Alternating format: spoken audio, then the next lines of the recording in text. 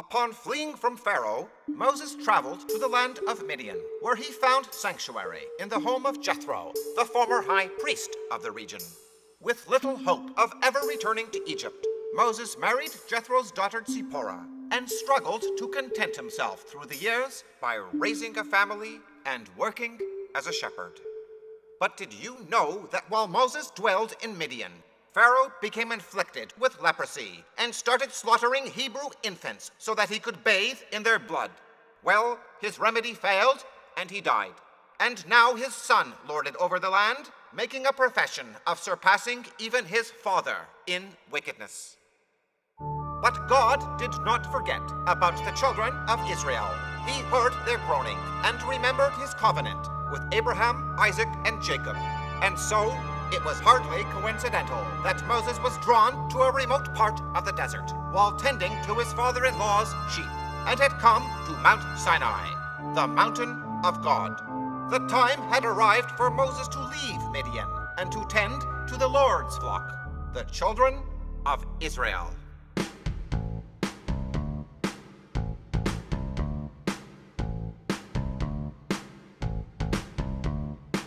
What have I come across?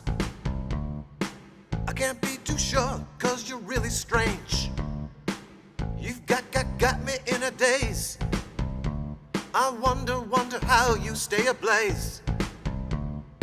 Not bothered by the heat within the flames. A magic haze surrounds you, invincible. You seem so proud. Your flames are black as night. You're mystically endowed. I must stop and gaze. Stop and gaze. I must stop and gaze. Stop and gaze. And when the Lord saw that Moses had turned aside to explore the cause of this most unusual spectacle, he called out to him from the heart of the bush, "Moses, Moses, Here I am. do not come any closer. Remove your shoes from your feet, for the place upon which you stand is holy ground."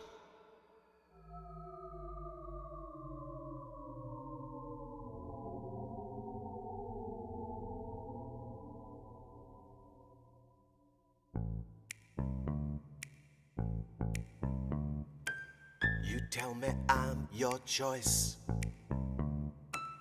the one you've picked to do the job. Go back to Egypt and set your people free. I'm flattered, but I beg to disagree. Who will believe me? Can't you hear them say, "Why have I come without you?" I'd like to help, you know that's true. But if they lock me up, then what will I do? Please take into account, oh Lord, that ever since I've been a child, I've never been a man of words. I find it hard to speak, to get my thoughts across clearly. Please send another man. You have to send another man. After arguing with Moses for the better part of a week, God offered to let Moses' brother Aaron act as Moses' spokesman. Satisfied with this arrangement, Moses was soon on his way back to Egypt. There, Moses and Aaron assembled the elders of Israel. Aaron spoke all the words of the Lord, while Moses demonstrated wondrous signs in their presence. Having now gained the acceptance of the people, Moses and Aaron came before Pharaoh. "Thus says the Lord, the God of Israel, let my people go, that they may hold a feast to me in the wilderness." 3 days is all we ask. But their words only inspired Pharaoh and his evil court to laugh until their bellies ached in pain. Enjoying himself far too much to end his good fun, Pharaoh motions his wizard to respond. Behold, what a surprise! The convict has returned. The dog comes back to his master. He comes back barking and he brings his fleas. Don't threaten us with your God. We won't feel his pain. We are stronger than anything he can throw our way. Yes, I am now the king And I'm the queen of Egypt. No one tells me how to run my land. Yet you've come back to remind me that there are those who would question us. You will learn that we'll do as we please. The slaves are ours and we're gonna keep them in a freeze. And on that day, Pharaoh summoned his taskmasters and their Israelite foremen to his court. A new decree was to be issued, one that would serve to completely demoralize the Hebrews. What better way to make Moses and Aaron look like frauds than to worsen conditions at this time? The brothers would be despised by even their own people. The battle had begun. taskmasters and foremen of the Israelites. Listen but once, heed my words, heed my words. Heed my words. You shall no longer provide straw for making bricks as you have. You shall no longer provide any more favors for the slaves. They can go and gather the straw for themselves. Let them make their own arrangements, but you shall impose upon every slave to fill the same quota of bricks as before. Go tell Moses he is nothing but a dreamer. Tell him it makes me blue that his dreams won't ever come true. I'm sure the slaves will be ever so grateful to him for making the workload lighter. I'm sure the slaves will be ever so grateful To Moses. Ooh, What a surprise! The convict has returned. The dog comes back to his master. He comes back barking and he brings his fleas. Yeah.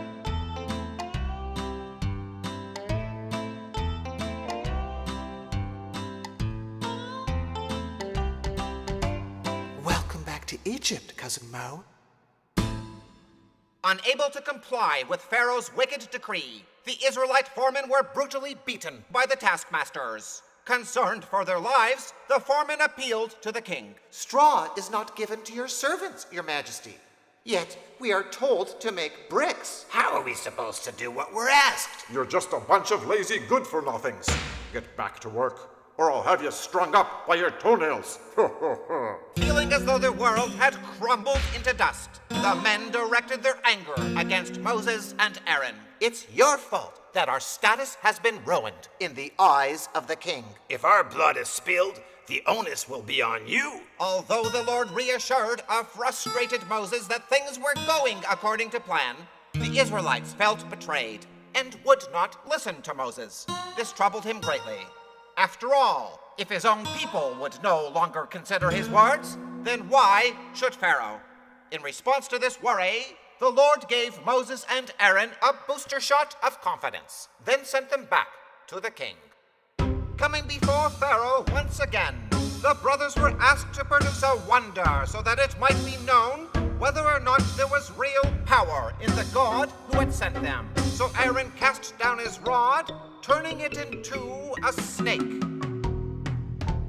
Taking Aaron's action for a challenge, Pharaoh called for his magicians, who did the same through the use of magic.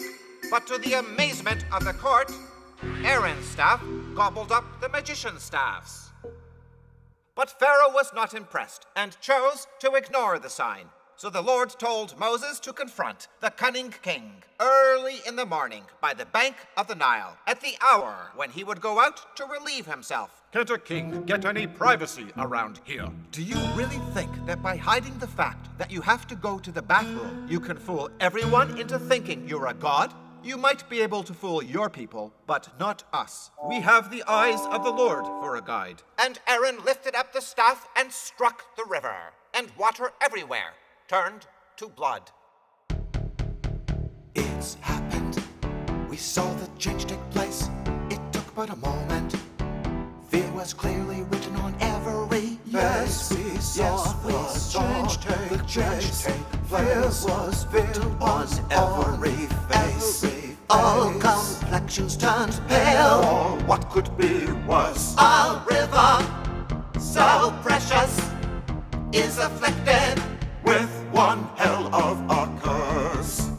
The water that washes upon the shores of river and brook has become the darkest red wherever you look. Water that washes up on rivers and brook is the darkest red wherever you look. Even water that pours The idols we cherish. now gushes It gushes forth real blood. blood. We're frightened.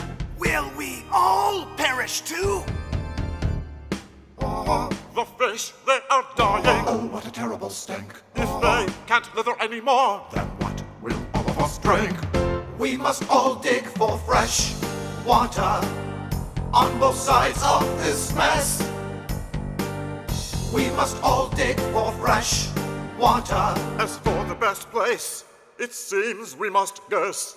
As for the best place, we must guess. But the Hebrews, they don't need shovels in Goshen where they dwell. For the water, it is still pure, for they draw it from the well. They shovels in Goshen where they dwell. For their water is drawn from a well. But we dare not quench our thirst. Water drawn from the land. As Aaron turned our river into blood. Let's not again. Let's not again. Provoke his hand. But since his magicians could imitate the plague of blood through the use of demons, Pharaoh refused to listen, and instead chose to ignore the threat of receiving yet another blow from the hammer of the Lord. Frogs. One little frog hopped upon a log. As though he had something to boast, he started to croak. Everyone awoke. We all could hear him down the coast. And before you could blink, they started to come by the score. On birds they hopped fearless and But green. what were they summoned for? Crawl in your bed, to bounce in your tub, also to get in your hair. And if things were not worse, a terrible curse, they got into your underwear. Your bread they found tasty, your wine just superb, your chocolate beyond compare. Each ate more than I could within a whole year. And all refused to share, and all refused to share.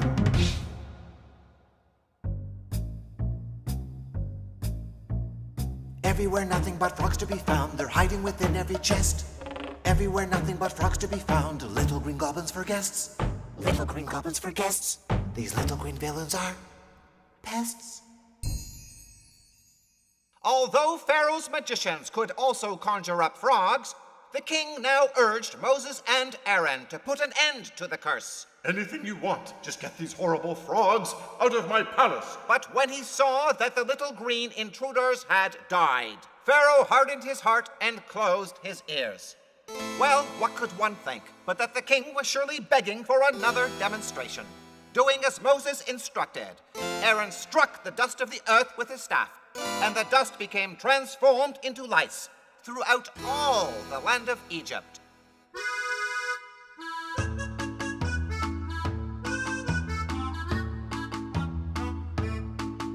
Like tiny kangaroos they jump from head to head, looking for a place to bed.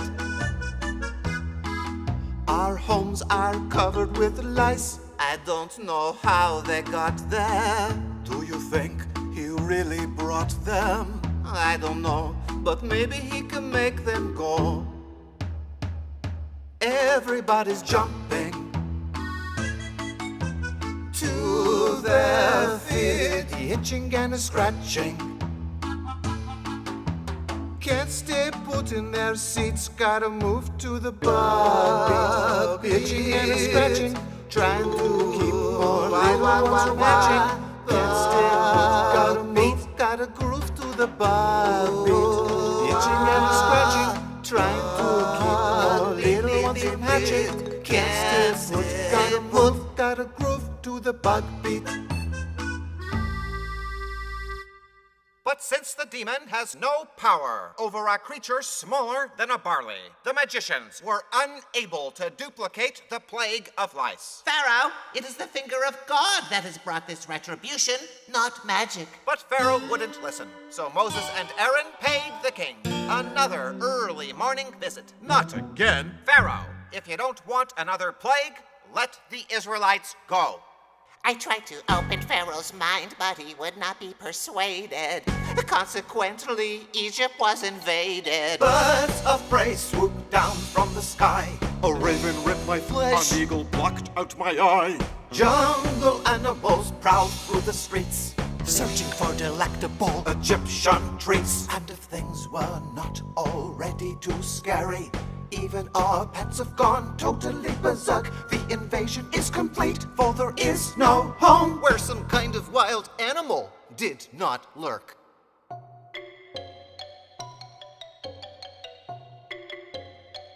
Wild animals!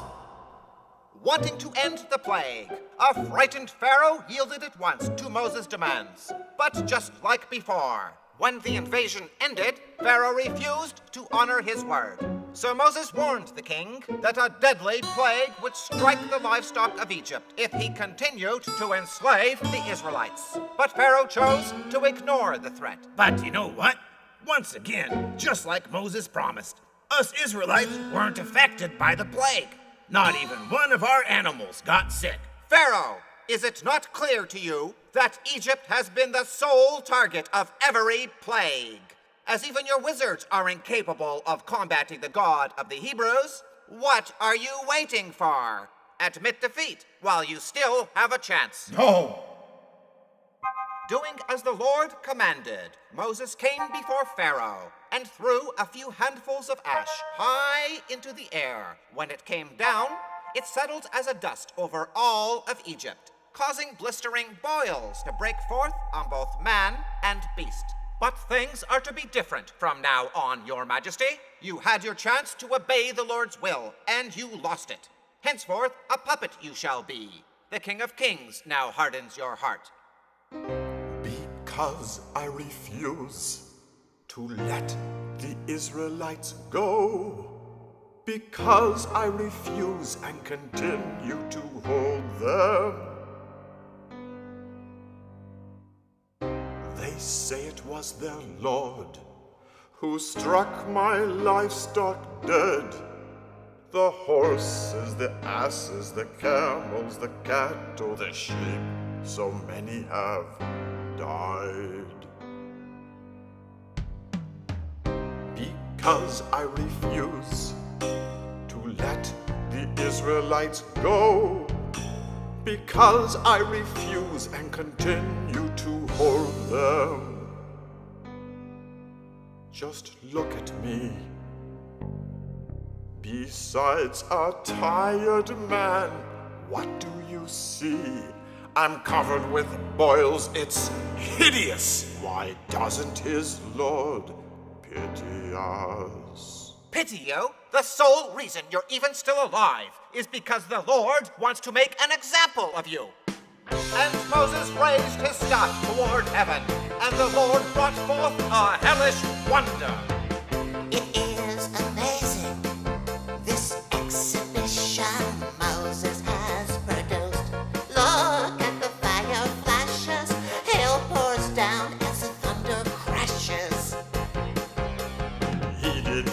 say it was also supposed to rain fire. Those who feared not his warning, now victims themselves in the streets. Crushed by the hail and consumed by fire, burnt to a crisp as the pound gets higher. Who thought it would do such damage? What will become of my beautiful gardens? Look how my country's controlled by a Jew. Tell me, my wizard, what do you think that I should do? Well, I believe that your only hope is to tell Moses you are wrong. When he comes, don't turn him away. Tell him what he wants to hear. Your troubles all will disappear. Look, the brothers have come. Through the hailstorm they walk. As I've already given in twice before, what if Moses doubts my word? Don't worry, just do what I say. Don't fight him or send him away. Remember you are wrong and he is right. Tell Moses you feel for his might.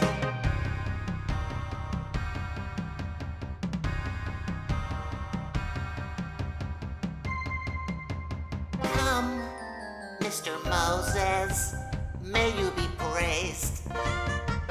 Do not bow to me. I am just a man like you.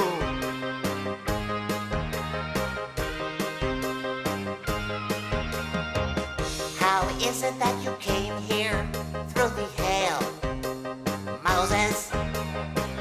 Why were you not destroyed like our crops, Aaron? I know you have witnessed how your country is crushed and in flame. But to end this bombardment, you must clearly accept the blame. You did not say it was also supposed to rain fire. But never mind what we said before, Moses. I've changed my tune. You can go forever. Now put an end to this wonder. Clear our skies of this horrible thunder. This invasion has convinced me. Now stop it, and I'll set you free. I shall do as you ask, and this hailstorm will be no more.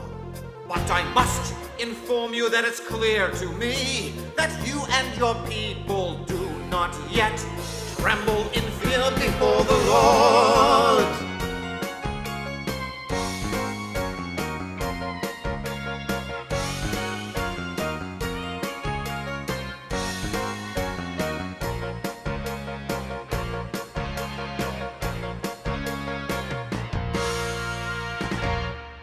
But when the king saw that the storm had ended, he continued in his former ways, both he and his officials.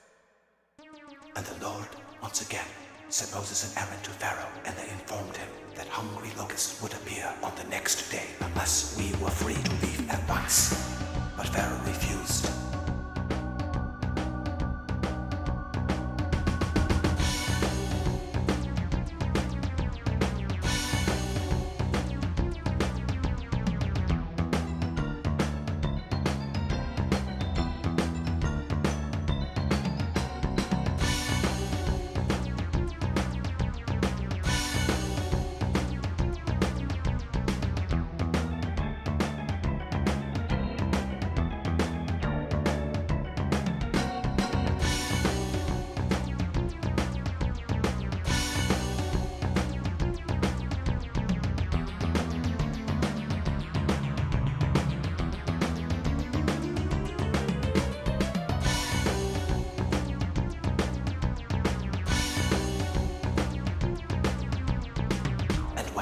Saw that not a smidge of green remained on the trees or the plants, he summoned the brothers and bid them to pray for an end to the pitch-black bug ballet.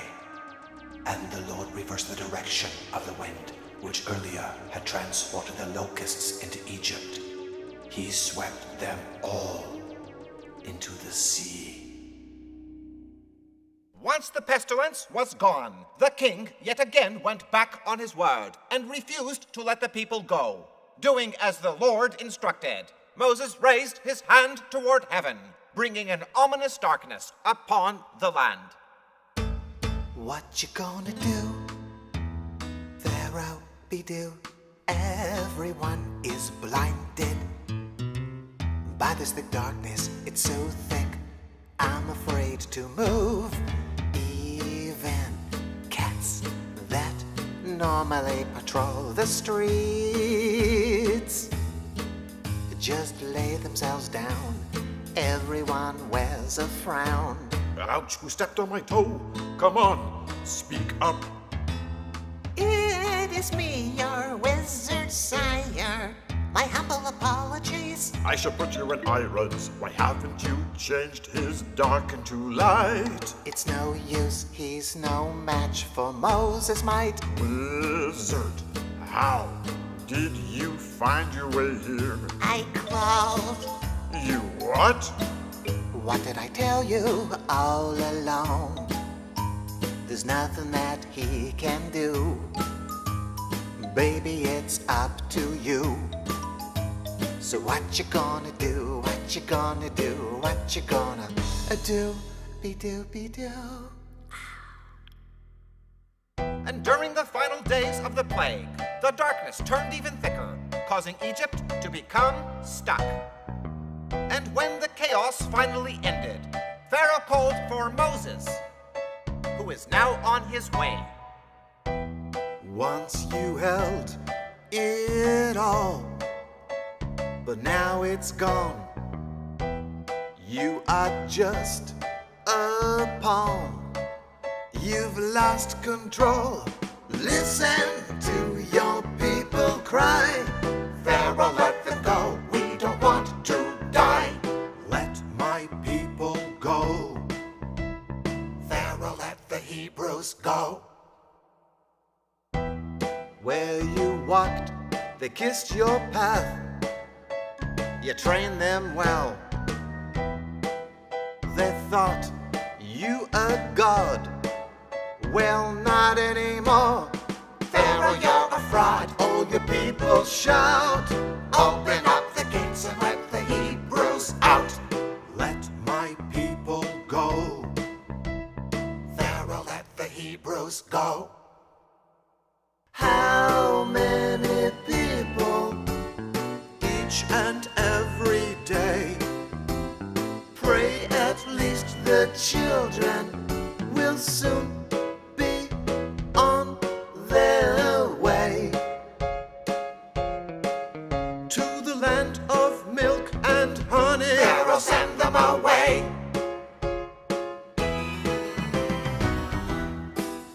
You laughed when I came to your door. You said I was mad. All the slaves were yours. Well, not anymore. It's you that's mad. Now your people see. Pharaoh, keep your word and set the Hebrews free. Let my people go. Pharaoh, let the Hebrews go. How many people each and every day pray? At least the children will soon be on their way to the land of milk and honey without delay. Moses, we agree with the message you convey. It's a crime how your people have been bound day after day. We now demand that every Israelite Will soon have the opportunity To experience life with full-fledged dignity. no longer forced to do as villains say. Pharaoh, let him take his people on their way. Although Pharaoh now agreed to let every man, woman, and child go, he insisted that their livestock be left behind as collateral for their return. Moses tried to persuade the king to drop his conditions, but Pharaoh became so angry that he withdrew his offer and threatened to have Moses killed if he ever came before him again. But Moses had it with a roar. He warned us that his God would go out into Egypt, killing every Egyptian firstborn, man and beast alike. Only the Israelites were to remain untouched. Moses was frightening. All of your servants will come and bow down to me, saying, "Go, you and all the people that follow you, and after that I will go." And with that, Moses left the palace in great anger. And the Lord showed Moses and Aaron the crescent of the new moon and explained that the month which this sliver of light now ushered in would hence be the first month of the year. He then instructed the brothers to prepare the Israelites for their departure. Doing exactly as Moses and Aaron said, every man who headed a family took a lamb. The creature that Egypt worshipped for a god. He took it into his house on the 10th of the month and tended to it for 4 days before finally slaughtering it at dusk. Some of the animal's blood was then wiped on the lintel and the doorpost of the house where it was to be eaten. A testimony that each occupant had risked the wrath Of the idolatrous Egyptians. to carry out the Lord's will. And because no male that did not bear the sign of the covenant would be allowed to eat of the sacrifice, Tens of thousands had to be circumcised before the sun set that day. Later, when darkness had fully crept over the land, every family roasted its lamb over fire and ate it with unleavened bread. Hey, and don't forget the bitter herbs. Each person eating their portion in haste. And so, because the Israelites had done as they were commanded, the Lord would now pass over their homes on this night of judgment, and not until the morning sun signaled an end to the plague would they dare to venture from their shelters. That night, the Israelites heard a chorus of hysteria coming from outside their windows, and they knew that midnight had arrived. And during the moments which followed, the ghosts of those slain wandered through the streets of Egypt, dead, yet filled with pain. It's the middle of the night, and we were the firstborn children. We represented our leader's point of view. He told us what he wanted, he told us what to do. We could have had a say in what went on, but each and every one of us remained a pawn. We were devoted, our future in his hands. We did not question, we followed all commands. Anything he wanted, we do for him. It was our job to satisfy his every whim, but he had no power at all over their holy magic. Pharaoh, let them go, we cried. But he would not listen to us, because his pride was worth more than our lives.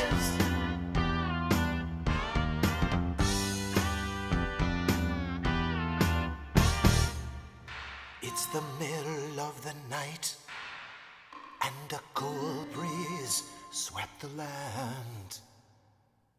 We felt the chill, we knew he'd come. We could not move, our bodies frozen numb. In every home, he touched us with his breath. As Moses warned us, our land was filled with death. With no escape, we lay there open-eyed. There was no home where someone had not died. Everywhere people crying for the firstborn children. Tonight won't ever be forgotten. We had no power, No, none at all. over their holy magic. Pharaoh, let them go, we cried. But he would not listen to us, because his pride was worth more than our lives. And Pharaoh rose up from his bed in the night, and he trembled in fear. Quickly, he took to the streets in desperate search of Moses and Aaron. Is this where Moses lives? No! I must speak with him. He is the only man that can put an end to this vicious curse. I must speak with him at once. Direct me to his house. Continue down the road until you come to the shepherd's house at the edge of town. Even though I swore I'd never give him his way, when I find him, how should I put what he knows? I must say, so many of my people lay lifeless in the streets because I could not bend. Something inside of me just would not let them go. Who thought their God could be so powerful? I never had much of a chance, no. He has simply been toying with me. How can you fight what you can't even see? My land he smashed into 100,000 pieces.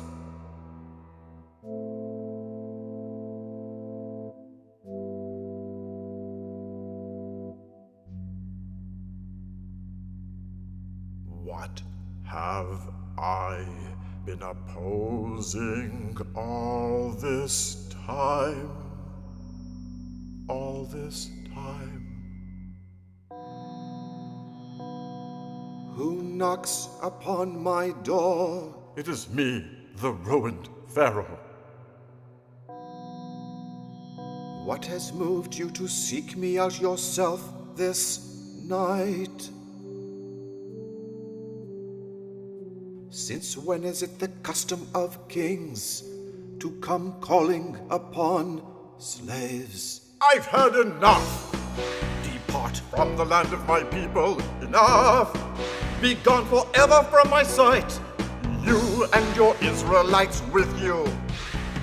You and your Israelites with you. When I had the chance, I should have taken you by the throat and squeezed every bit of life from your cause. You've turned all Egypt against their king. Everything you've done, they blame on me. Go, worship your Lord as you said. Also take your flocks and your herds as you said. Get out, get out, get out. Have I not suffered enough from the vengeance of your faceless God? Go on, go on, go on. Go tell your people they've won. When they learn how low I've sunk, it will be you they'll applaud. Pharaoh, they don't come any more stubborn than you. No, no, no, no, Pharaoh. Oh, what you put your people through. Try to understand, I never wished to see your people suffering. But when we warned you of the plagues to come, you should have let my people go. Yes, when we warned you of the plagues to come. You think I care about those I rule? The only reason I am here is because I too am a firstborn. For some reason your God has let me live till now. Please, go and pray that I should not be killed like the others. Go, depart from the land of my people. Get moving and be gone, forever from my sight. You and your Israelites with you. You and your Israelites. Take them away, they're parasites. Enough. About their rights to the desert they can go. Go! Get out, get out, get out, go on, get out! Go!